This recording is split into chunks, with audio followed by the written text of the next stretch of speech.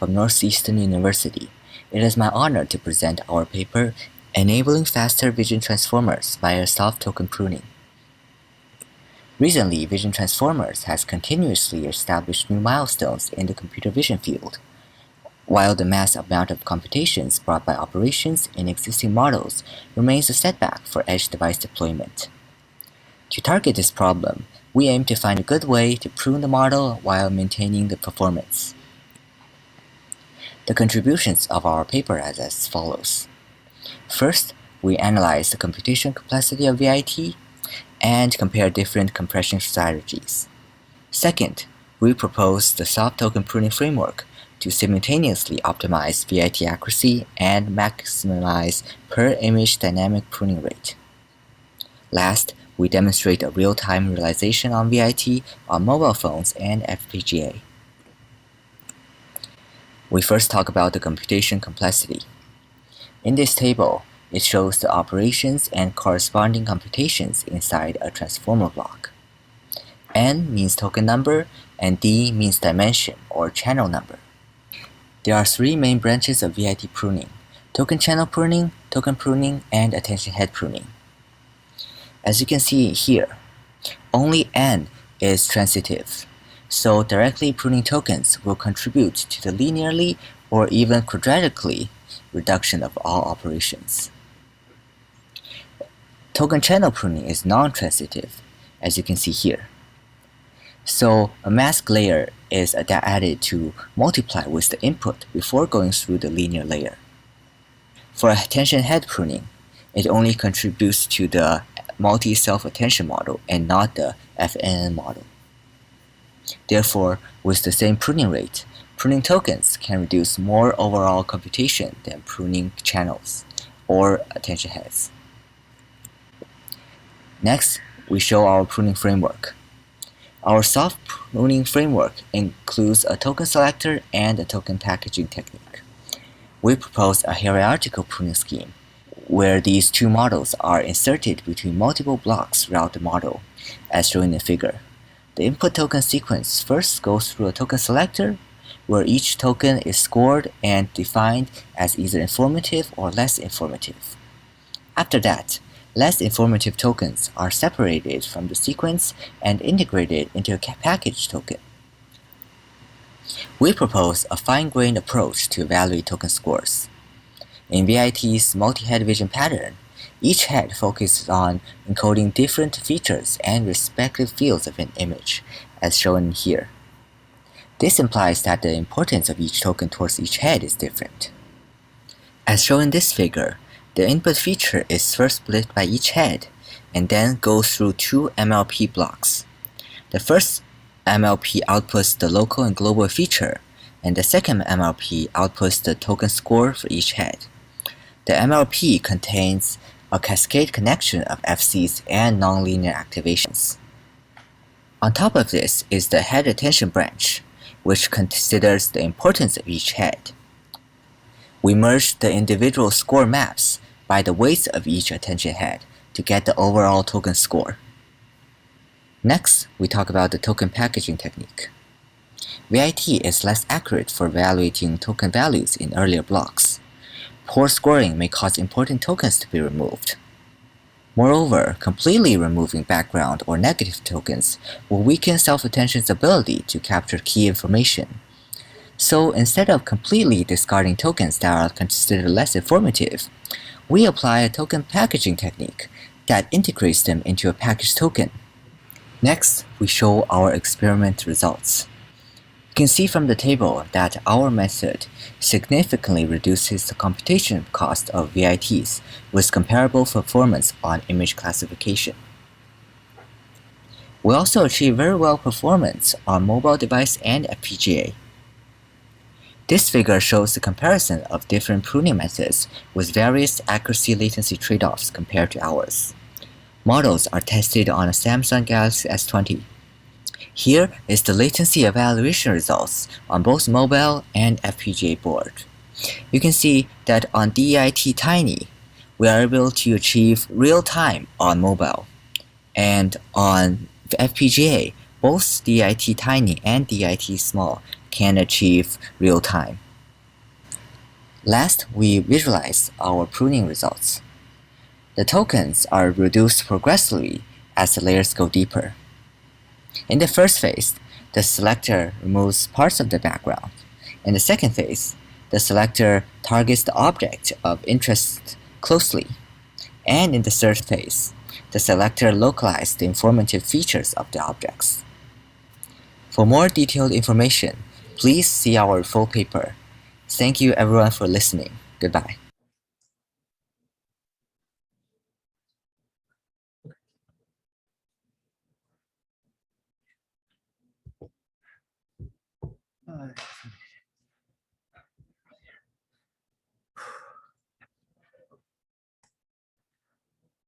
Okay, hi everyone, I'm Jerry from UCSD.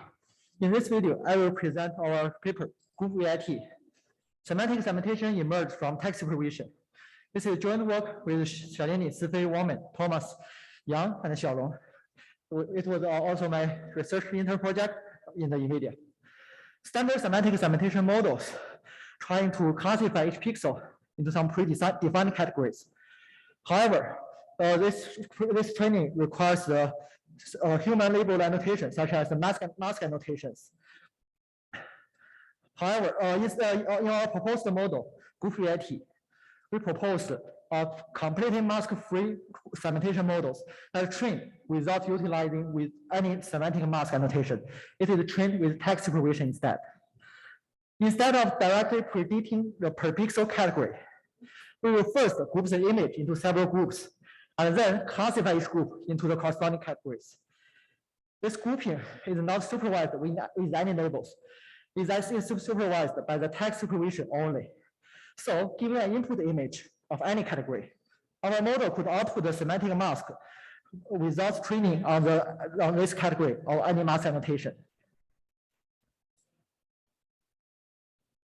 Here is the pipeline of our approach. Firstly, we train the Group VIT jointly with the text encoder via contrast loss on the noisy image text pairs. The grouping actually automatically emerge without any mask supervision. Then during inference, we could transfer this grouping without fine tuning. We first extract the semantic segmentation and then semantic groups, and then assign a label to each segment according to similarity. Now we show the details of the Group VIT architecture and show how we group in the image. Given an input image, we first divide the image into several patches, then project them with a linear class layer to get the image tokens. Besides image tokens, there are also a set of learnable group tokens. We feed them together into a transformer layer and the grouping block. In the grouping block, we assign the image tokens to the groups based on their similarity. Each group token actually represents one region in the image. This is the first stage grouping. To merge the small regions into larger ones, you could further apply the second stage grouping. The second stage grouping will hierarchically group the small concept learned in the first stage and group into larger ones in the second stage. After all the grouping stage, we contrast the image representation with the text embedding within the batch.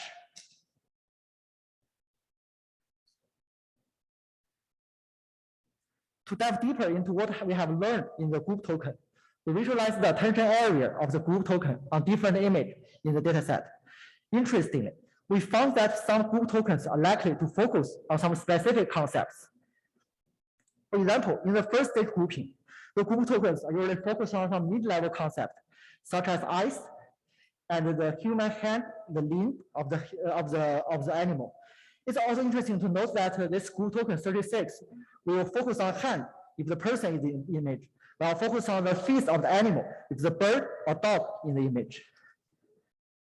And we also found that in the high level, in the deeper level, this group token will likely to focus on some high level concepts such as face and the body of the human. Here are some qualitative examples that the group VIT could produce. We test the group VIT on several semantic datasets, such as Pascal VOC, Pascal context, and the COCO dataset. We show that without using any mask annotations, the group VIT could generate reasonable good grouping segments and predicting the segmentation mask with high quality. To summarize, GoofVIT moves beyond the regular grid structure. It installs self-attention mechanism in the transformer and hierarchical group visual concept in regular shapes. Secondly, this is the first work to learn from text supervision and then zero-shot transfer to the semantic segmentation task without any mask labels. And lastly, this approach also has great potential to generalize well to different semantic segmentation tasks of different data set or classes without using any fine tuning. And this is the end of my presentation. Please visit us as a poster 4.1 in the main conference. And the code demo is also available with the QR code. Thank you all.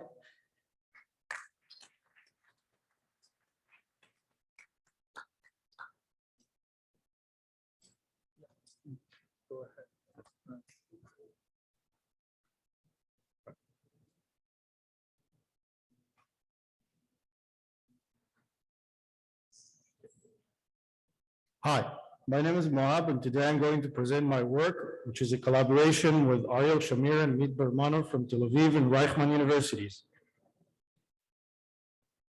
In our work, we present a new attention layer for neural networks. They're shift invariant, efficient, and expressive. Vision transformers are among the most promising vision models today. They use self-attention on image patches, where every patch can attend every other patch in the image. Although VITs are promising, they hold several limitations. First, they shine mostly with a lot of data or with heavy augmentations and regularizations. Second, they have quadratic complexity, both in terms of computation and memory. Finally, while locality is a well-established prior for image-related tasks, the average receptive field of VITs is typically large. Therefore, the network can miss local features, hurting the model's performance in small-scale objects.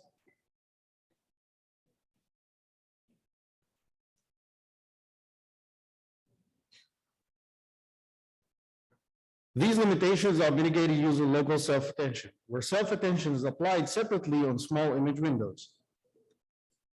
However, this limits the interaction across windows, hurting the model's accuracy. To alleviate these shortcomings, we introduce Q&A, which is short for query and intent. Our solution is inspired by both self-attention and convolution approaches. Similar to convolutions, our layer is naturally local, but still attention-based, allowing more expressive nonlinear combinations. Our layer is shift invariant, like convolutions, and most importantly, it is also quite efficient.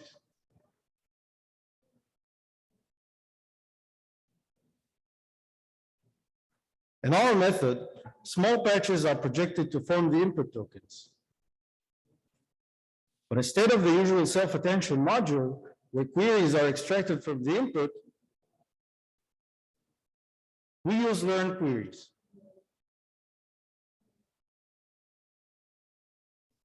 These queries are shared across image windows, allowing efficient implementation of an attention mechanism.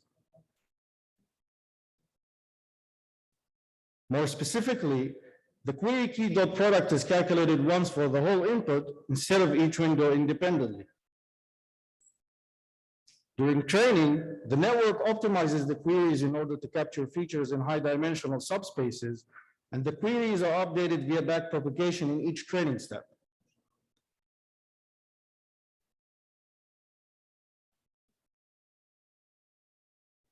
Here, we show comparison of various methods of single-layer latency and memory usage during forward pass for different kernel sizes. Q&A has low latency, even for large kernels. It also uses much less memory, and most importantly, it is independent of the kernel size.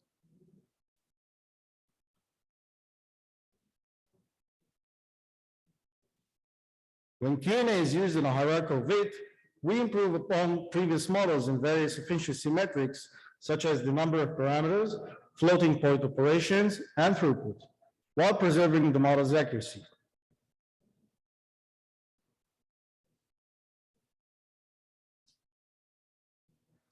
Our models also transfer well to other tasks. For example, replacing a CNN backbone with a Q&A vid improves the average precision of the detour framework by almost 2%. Additionally, incorporating Q&A into detour encoder boosts performance, especially on small-scale objects.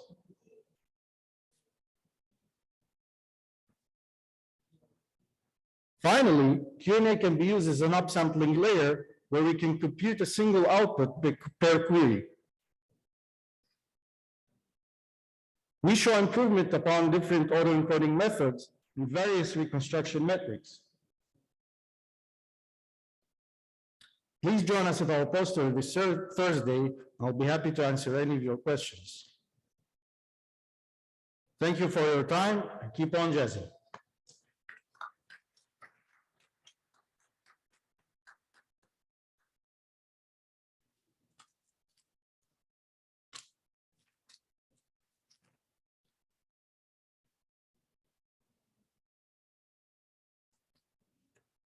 Hi, I'm Amaya. Today, I'm going to talk about adversarial token attacks. So essentially, so far, we have seen transformers being better and better. I come from the spoiled sport angle, and I'm going to talk about how vision transformers fail generally. So the motivation is that vision transformers generally use patches as pixels, patches as tokens instead of pixels, and they use self-attention. So how does robustness get affected when you do something like this? So we are going to focus on architectural level study for analyzing how self-attention and attention blocks affect robustness. So we've seen several papers already which talk about LP attacks, and the takeaway seems to be that VITs are at least as robust as ResNets for a large class of attacks. What we do specifically is change tokens, manipulate specific tokens. So something to note is that tokens are patches and therefore can be represented as blocks. And therefore, by using a simple block sparse constraint, you can redesign the standard projected gradient descent attack to affect your tokens. So we define a new threat model. We only allow K tokens to be perturbed. And we have two choices of choosing these vulnerable tokens. One is saliency, and the second is to randomly select tokens. So we design a token attack based off this very simple saliency metric, which is essentially the Frobenius norm of the patches of the Jacobian. And we select the most salient tokens based off this and the first step. In the second step, we use like a projected gradient descent based approach to generate perturbations. So here are some results. Turns out that even with a very small token budget of 1 or 2 tokens, we're able to drop down the accuracy to almost 0. And in comparison, ResNets actually perform far better. They're mostly stable up to 10 tokens, or rather pixels corresponding to 10 tokens. We also vary the choice of tokens. We choose partial tokens or we choose multiple tokens at once. And we see that VITs are still very vulnerable, even as the attack size, especially as the attack size approaches your token size. In addition, we make the attacks weaker. We add an additional epsilon ball constraint on every token. And the same thing again happens. VITs seem to be fairly more vulnerable, though not as much as with the stronger attacks. ResNets seem to do better. Finally, we also look at our choice of selecting these tokens saliently versus using random tokens. It's slightly better, but basically the takeaway is that choosing these salient tokens is important and breaks these models. So in conclusion, if you look at sparse attacks, patch attacks, and standard PGD, turns out that VITs and DITs are weaker as compared to MLP mixers and ResNets. So the final conclusion that we have is that it's not just patches, because MLP mixer also uses patches. That might be the cause. Similarly, it's not it's not just the use of sparsity that's causing these issues. So essentially, our summary is that we introduce a new block sparse attack. We show that transformers are more vulnerable to block sparse attacks as compared to ResNet, and that inductive bias due to patches might not be the only cause for adversarial vulnerability. I'll be glad to answer any questions during the poster session. Thank you.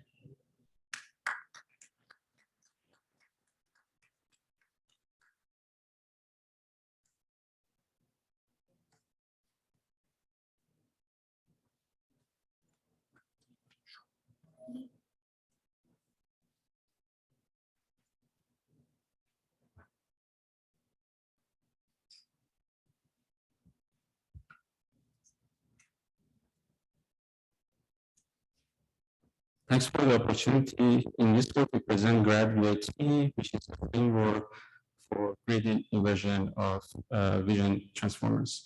VITs have shown a set of block performance in various visual recognition tasks. Despite their popularity, we show that VITs are extremely vulnerable to gradient inversion attacks, even more leaking more information than CNN models. So this can pose issues in sensitive domains such as facial recognition systems. In GradVIT, we reconstruct the training data in an optimization framework by matching the intercepted gradients. In addition, we introduced an image prior network, which can be an off-the-shelf pre-trained CNN model, and we encourage the similarity between the batch-wise statistics of the reconstructed patches and the batch norm running mean and variance of the image prior network, hence significantly improving the fidelity of reconstructions. We also propose a patch prior loss to encourage the similarity between the horizontal and the vertical patches. In order to avoid conversions to a suboptimal solution, we also propose a loss scheduler in which we change the contribution of gradient matching and image prior network losses. So specifically in the beginning of the optimization, we minimize the contribution of image prior. Once our framework converges to a solution, like in the middle of the optimization, then we increase the image prior contribution. So we demonstrate state-of-the-art performance for gradient inversion of various models, including the CNNs and vision transformers on ImageNet 1K dataset in terms of different image reconstruction quality metrics, and showing that inverting VITs is quite simpler than CNNs. And our qualitative reconstructions indeed shows that VITs leak more information, and it is feasible to obtain training data with intricate details. And so we tested our framework for a variety of batch sizes, and we really showed great reconstructions for larger batch sizes, such as batches of 16, as shown in this slide. As a case study, we also studied gradient inversion of face transformer model, which is a vision transformer trained on MS-CELEB1N dataset, and we demonstrate that GradVIT is capable of capturing intricate and identifiable facial features. Also raise security concerns for such sensitive domains. We also present a comprehensive study for tracing the source of the data leakage. So specifically, first, a layer-wise study and analysis shows the later stages with information. Also, we did a component-wise study, and we conclude that self-attention layers contain critical information. They are for a near perfect reconstruction with only using the self-attention gradients. So in order to improve the reconstruction quality of facial images, we also propose a method in which by optimization of the latent space of the Solvent network, we're able to significantly improve the quality of the reconstruction. So this could be important when the number of the batch sizes increases, and the quality of the reconstructions could actually be impacted due to gradient averaging. So in summary, in this book, we propose GradVAT, which is a novel framework for gradient inversion of VIT models, and we show state of the performance on ImageNet 1K and MSL1M dataset, and we also demonstrated studies to trace source of data leakage. So we hope that this analysis can actually be useful in the computer vision domain so that various researchers can use it to protect VITs against these attacks. We also have a project page that I encourage everybody to visit. Thank you.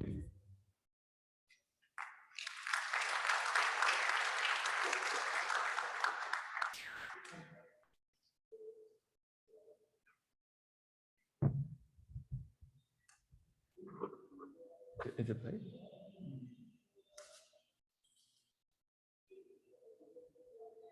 Hey everyone, this is Baifeng Shi from UC Berkeley.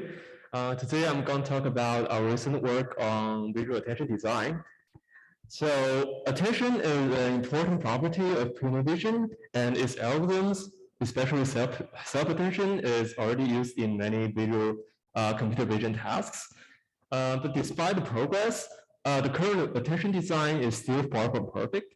For example, it may still fail under different kinds of image corruptions, and it's also not consistent to human visual attention, and the connection between these two is still not clear. So in this work, we are inspired by two key features in human visual attention, recurrency and sparsity, and we propose BARS, visual attention from recurrent sparse reconstruction, a new attention algorithm that can be plugged into any network to improve model robustness. And we also show the connections between BARS and existing attention algorithms and human attention. Specifically, we show that self-attention is a special case of BARS, and also we show that BARS is closer to human attention compared to self-attention. So first, we want to add recurrency into feed-forward networks.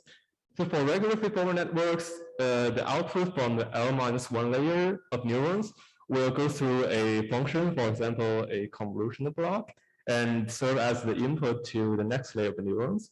And the output and the input and output of the same layer of neurons are the same. But if we add recurrency into to the feed-forward network, then the output of the neurons will serve as the input to themselves. So now there are two inputs, the feed-forward input and the recurrent input, and the output will be the summation of these two. And since the output and input both depends on ZL now, so there is generally no closed form solution, which means we need to unroll this equation to solve it iteratively.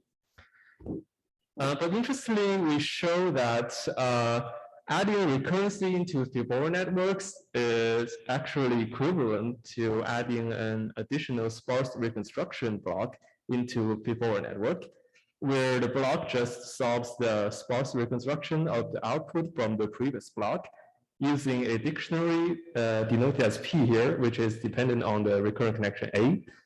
So our BARS is built upon this connection between recurrency and sparsity, and just as sparse reconstruction blocks into feed-forward networks. And in BARS, we solve this sparse reconstruction iteratively using the list algorithm, where we just encode the input to some vector U and then decode it back. And then we optimize the encoding, optimize the reconstruction and sparsity loss. And we update it until it converges. And in this process, if we visualize the feature map, we can see that in each iteration, the feature map is more and more focused on the salient objects in the image, which shows the emergence of attention. And we also show that self-attention is a special case of BARS. So for self-attention, we can first use kernel check to give a equivalent formulation. And then if we unroll the update in the recurrent network, we can see that the self-attention is actually a single-step update of the recurrent network, but using a input-dependent dictionary, whose form is decided by the self-attention kernel. So to this end, we propose to test bars with either a static dictionary or a dynamic input-dependent dictionary. And we also propose to concatenate these two dictionaries together. And we tested the bars model on different baseline models and different benchmarks. And here's the results on RBT model across different benchmarks. And we can see that bars gave a consistent improvement. And we also have similar results on other baseline models such as EIT and GFNet. And if we visualize the attention map of bars and self-attention, we can see that bars' attention is actually more robust under image corruptions. And we can also compare the attention map of bars and self-attention to human eye fixation map. And we can see that bars' attention is actually more consistent to human eye fixation. So to sum up, we propose bars, a new attention design that can improve model robustness. And we also show that bars is closer to human attention. And also self-attention is a special case of bars. Okay,